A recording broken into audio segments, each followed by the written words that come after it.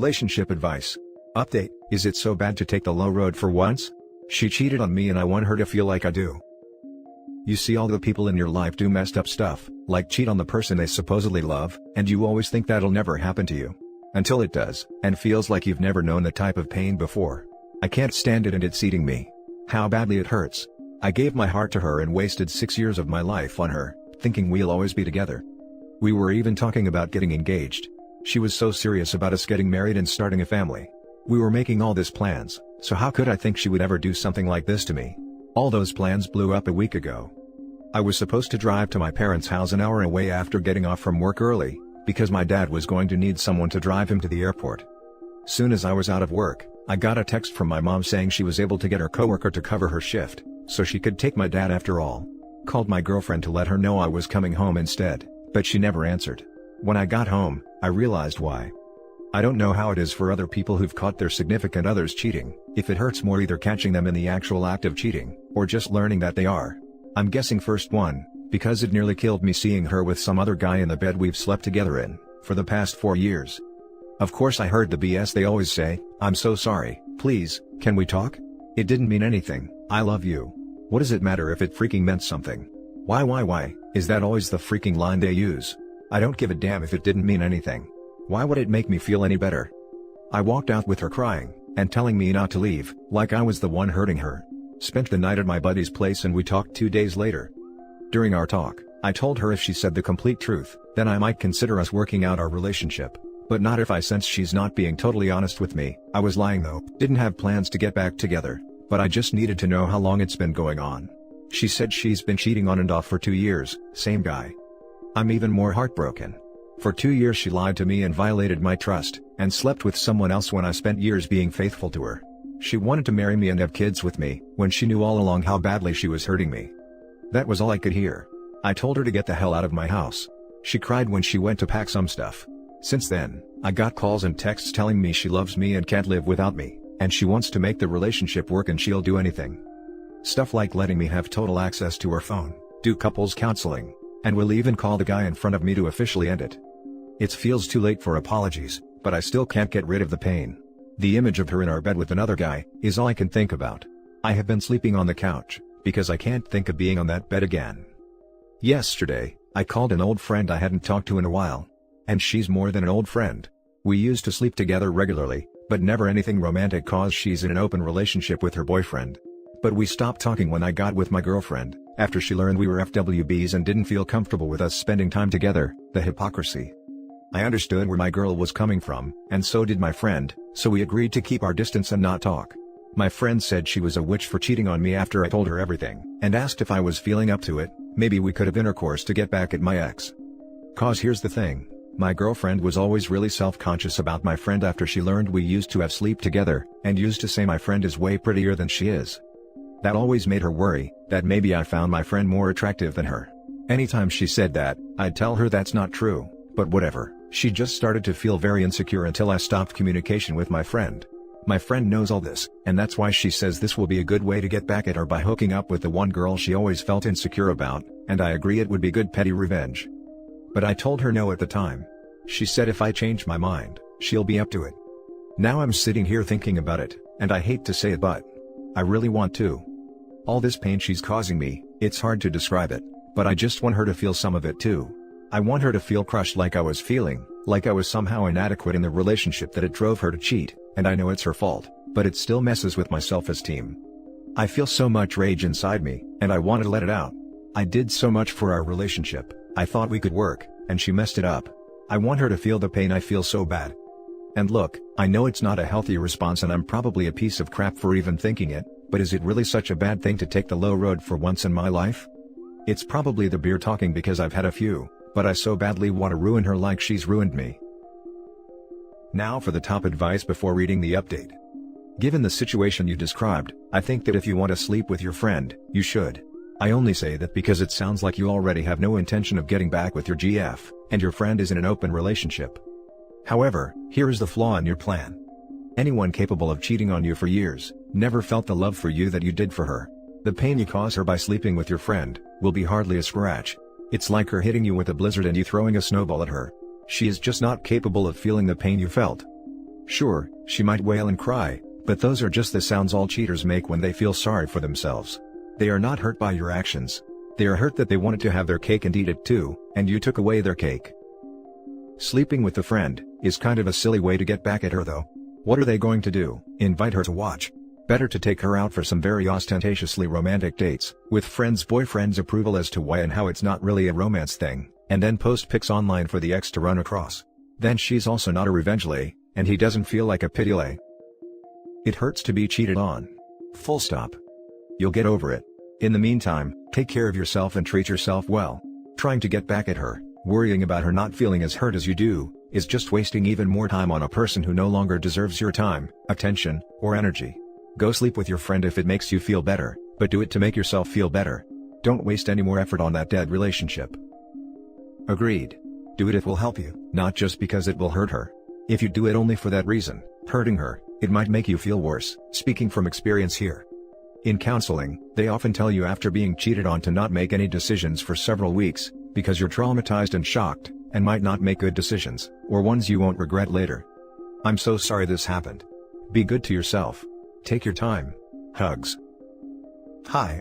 As a girl having read your post, I can tell you to do one better that will sting a lot more: be successful. I know if my ex hooked up with an old flame right after we broke up, I'd be like, ha, he's so desperate that he hooked up with the first girl that would give him the time of day. That is how this situation can come off to her, and that will only make her feel better about what she did / justify what she did. He's a man who, so the relationship wouldn't have lasted anyway. Work on yourself, have an internal or external glow up. All of your friends will talk about how great you're doing. Maybe you meet a nice girl one day and have a real relationship. That will hurt her more. That will have her stalking your social media till she's on her deathbed. Or better yet, delete social media. She won't be able to find any trace of you and it will drive her insane. I've done it, it works. Go be your best self, dude. And now for the update. It's been a while since I posted here. Honestly, I want to thank everyone who commented. I was in a really bad place when I posted this and your support really lifted me up, especially everyone who DM'd me with their own stories, and making me feel like I've got a whole community who knows what I'm going through and have my back. You don't know how much that meant to me. It's been a few months and I'm slowly doing better. I'm keeping busy with work, started working out more, and going out for runs just to get all that energy out. Someone suggested I'd take up a hobby like a boxing class, which I think I'll do when COVID allows it. For now, I've got a punching bag hung up outside and I'm trying to teach myself the basics through YouTube LOL. My heart still hurts, and I've still got days where I'm really depressed. This is someone I spent 6 years of my life with after all. My ex is long gone. She kept begging me for another chance, and wanted to do therapy to get our relationship back on track so we can build that trust again. I had to block her after a while. As for our friends, I told them everything before she tried to turn this on me. They were all really supportive, and almost all of them except for two cut her out as a friend. That really meant a lot to me to at least know I wasn't going to lose more than just her, except for my two other friends of course. A few of them even offered to come to my house and help me pack up her stuff, so I wouldn't have to do it myself. We threw out my old bed and I was finally able to sleep in my room again after staying on the couch for weeks, because I couldn't stand to sleep where she cheated on me. I did have to rearrange everything in my room to be more comfortable. I don't know why, but it helped knowing nothing is where it was before. My two best friends were there with me when she came to pick up all her stuff.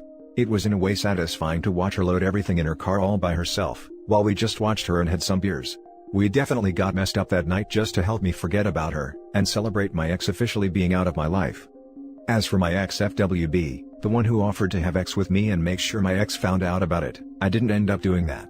Like some of you said, wasn't worth spending my time and energy like that. After a few weeks, I did take my friend up on her offer, minus the telling my ex part, and we've started our old arrangement again. Just another way to relieve some stress, and it's a bit of an ego boost if I'm being honest. Not ready to get back out there again, so this is good for now. That's all I have right now. My life ain't perfect, but I've been trying to slowly build things back up. I hate to say that I still miss her, but I know that'll eventually go away. The pain has started to after all, so I have hope. Thanks again for all your support and love, you guys really made my night when I first posted. Now for some comments. Congrats man, just keep doing what you're doing. This time next year it'll be a distant memory and a blessing in disguise. You're a single man with a regular F-buddy and some good friends, seems like you're well on your way to feeling damn good. Good job. You really did good for yourself, and I'm sure you'll be able to overcome this too. Best wishes towards the grief of loss and lives numbing, and a new, better love on the way. Thanks. Definitely doing a lot better than I was a few months ago, but still got ways to go. Now for the last story. Fiancé of 4+ years caught doing crystals, cheating, and trying to pin a baby on me. New to Reddit, but thought it would help to write down what happened to me. Our story begins in spring of 2016, when I, currently 20 male, met a girl we'll call Rosie, currently 19 female. Well, me and Rosie immediately hit it off and began dating. Rosie was a shy and kind girl, but she had her demons. One thing that was bad about her is that, she always let the people around her influence her decisions. She also immediately became extremely jealous and forbid me from hanging out with female friends and going out to parties, unless I was with family. I said fine, but that I expected the same from her. Honestly, looking back, the relationship became toxic pretty quickly. Her jealous nature and possessiveness eventually made me become the same way. Eventually, it led to worse things down the line. I always tried to understand her because her father abandoned her family. And her mother, brother, and grandma were all abusive towards her. Most of our relationship was long distance, since I'm originally from Mexico but work in the US, but we would text/call/video chat every single day for hours and hours. I went to visit her as frequently as possible, and we even lost our first time together. The whole time we were together, she always only wanted two things: to get out of her house, and a baby. We had our normal ups and downs as in any couple, and so we dated and remained strong year after year. Cut forward to about July 2020, and we are still in a somewhat toxic relationship. By this point, she had really changed me as a person. I became more cold and uncaring, since before when I was more sweet, she took advantage of me and would verbally abuse me.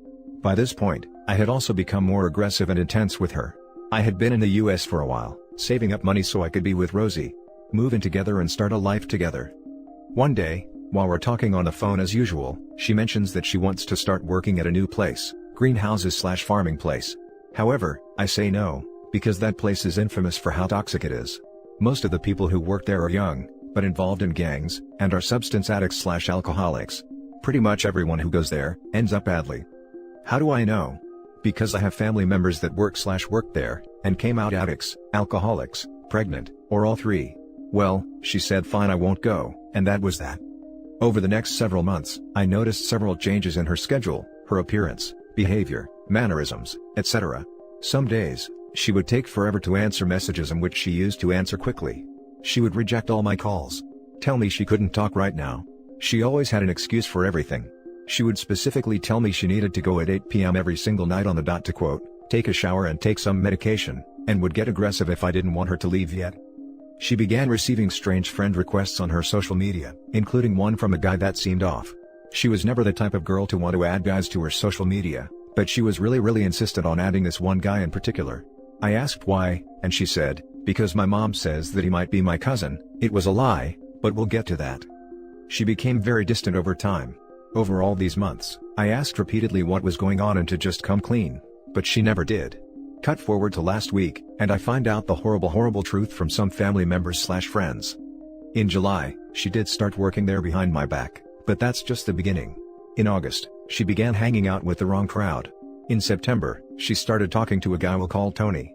Yup, you guessed it, Tony is the guy from the friend request. Tony is a huge addict, and his family with local D lord. How do I know?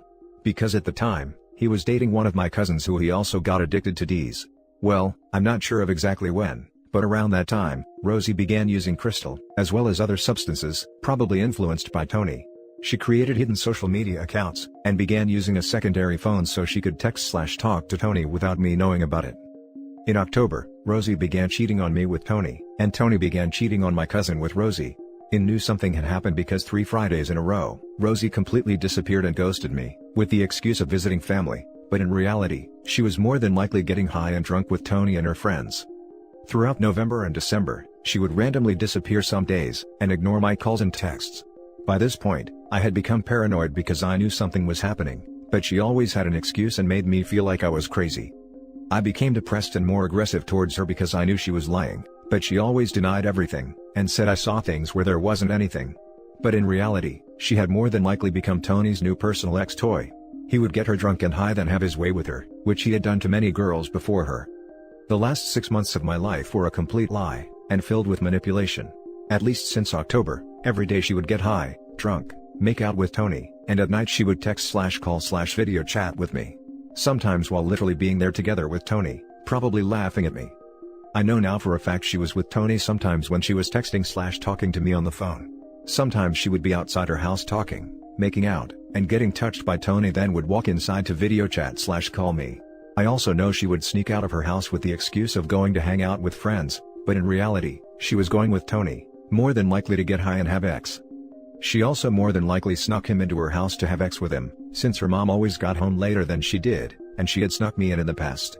A few times, I literally heard when they would tell her someone was looking for her, and when I asked who it was, she would say, "Oh, it was just some lady." No, it was Tony, and she would probably just tell him to wait a little while she talked to me. The entire time I would constantly ask what was wrong, because I could see something was wrong. She was getting skinnier and skinnier, and her mannerisms and body language changed. She began dressing more and more revealing. Before then, she had always dressed modestly. She would complain about being tired and sore, probably from being intimate with Tony. Sometimes when we video chatted, her pupils would be dilated. A lot of days, she just seemed out of it, and would say it was because she was sleepy. She would complain about headaches and stomach pains, which were probably caused by her substance use. The list goes on. I told her on several occasions, if she wanted to be with another guy, to just tell me honestly. I asked her point blank if she was having sex with another guy. I asked her point blank if she was using Ds. I asked her if she had hidden social media accounts. She never confessed anything. Not one thing, and lied/denied everything until the very end. To this day, I'm not even 100% sure when exactly she started cheating. Hell, she might have gone to work there just to meet up with him. At this point, who knows honestly? If she hid this from me all this time, what else could she have been hiding? Even when I literally had pictures/screenshots proving everything, she still lied through her teeth and made up stories. She would tell me I was the one and only, that I was her world, that she wanted a family and to spend her entire life with me. She would send me revealing pictures, saying they were for me when in reality they were for Tony. We would video chat, and she would show me her body and brag about how thin she was getting, and give me little shows, all the while giving it all to Tony. In October, I let her know that this year I wanted to move in together and get married, and even then she didn't tell me anything. Then we get to worst part. How do I know she was trying to pin his baby on me? Well, she had always wanted a baby, and even went as far as lying about being on the pill, just so I would have sex with her with no protection, but I never let it happen. So more than likely, she did the same thing to Tony, and well, since Tony is known to not be a good person, if he didn't want anything to do with the baby, she would need a backup. Me. In early December, she randomly one day started talking dirty to me, telling me how the first night I arrived, she really wanted to have sex with me, but it had to be with no protection so it would be special. Sounds suspicious? She was always actually inexperienced, but suddenly she was talking about how she liked it hard, and how she wanted to ride me, and to not worry, she was going to welcome me in the best way. On December 28th, we were all good, talking about how soon we would be together and start a life together. Then on December 29th, she randomly texts me saying we need to talk, and basically tries every excuse under the sun to break up with me, but ends up saying she just wants a break, and that soon, she would be back and we could talk. On December 30th, I found out everything and cut off anything to do with her. Then 2 days later on January 1st, she left and moved in with Tony. Why would Tony actually get together with someone when he had done the same thing to many girls before Rosie? Last time we had contact, she mentioned she quit using M, and was going to a blood work and tests done. So what happened? Well, on December 29th, she more than likely took a pregnancy test which came out positive, and probably told Tony, if he wanted to be with her, then she would break up with me, and if he didn't, well, she would break up with him and let me get there without ever knowing anything. Now they are living together and probably going to marry soon. Or who knows, maybe she was just trying to decide which of the two of us she liked more than the other. Maybe Tony told her it was him or me, and to choose one. But either way, 4+ years together, and she replaced me in like 4 months. So now here I am broken and left in pieces. I can't sleep at night, because of the horrible mental images of them together. I miss the Rosie I once knew, not the monster that is there now. And bad influences changed her. The worst part is, I even feel a little guilty for everything that happened. In late September I had a chance to go to Mexico with one of my brothers, but I didn't go because I thought I needed more money. Plus, I thought, she waited on me this long, 3 more months is nothing. Perhaps if I had gotten there at that point, I could have prevented the cheating, and maybe gotten there in time to prevent her from actually getting addicted. I know I left her alone down there for a long time, but it's not like I wasn't there every day texting, calling, video chatting with her. There is no excuse for her terrible behavior or terrible life choices. I know at the end of the day, she's still a monster and she made all those choices herself, and she could have chosen to walk a straight path, confessed everything, or at least break up with me before starting to really cheat, but still I find myself wishing I could go back and go to Mexico then. She waited faithfully for years, but she couldn't wait a few more months? There are no excuses for what she put me through. I have thought about self-ending on several occasions, but I know it's only a matter of time before she collapses. She always had health issues, so I can only imagine what the substances are doing to her body. That's not even mentioning the people she got involved with. I'm on antidepressants and sleeping medication, and I start therapy on Monday. Now for the top advice. You told what would happen if she went there. Remind when Tony cheats on her, leaves her, and then comes knocking on your door with baby in hand. That's the funny thing. I literally told her exactly what would happen if she went there, and she said no, that she isn't that type of girl. But look at what happened. And she ain't getting crap from me ever. You have no idea how much better off you are. I know you are feeling bad, but think about this, that baby is screwed. She going to be a crack baby, and her mom is the definition of a crack who. It sucks what this do to people, but you warned her and she chose this path in her life. Forget about her, it was most likely going to end up a dumpster fire eventually. Daddy problems and an abusive upbringing is not your role to fix. The issue with mental disorders brought on by trauma is that, while they are not at fault for the trauma, however, it certainly is their fault if they don't get help. She doesn't want your help, and is a lost cause. Go forward with your life and leave her behind. And don't worry about Tony, he's already a loser. One of these days, he will be found in a ditch. That's just how these things go. Trust me, I know. I grew up in a rough place, and once you get into that life, especially down in Mexico, there is only one way out. Death. Either by OD, complications, health issues, gang violence, police mistreatment, etc. She chose her path, no one forced her to do anything. She made her choices. If you have any close friends/family, reach out to them. There's nothing more you could have done. You warned her about that job, and she did it anyway, behind your back. From then on, the version of her you miss now, was gone. Yes. I thankfully have a very supportive family that has helped me cope in this situation. As for her, I couldn't care less what happened to her. She endangered her life, as well as mine, by getting involved with that type of people. And that's it for this video guys. If you have thoughts to share, leave a comment below. Don't forget to hit like and subscribe if you like this content. I'll catch you in the next one. Good day everyone.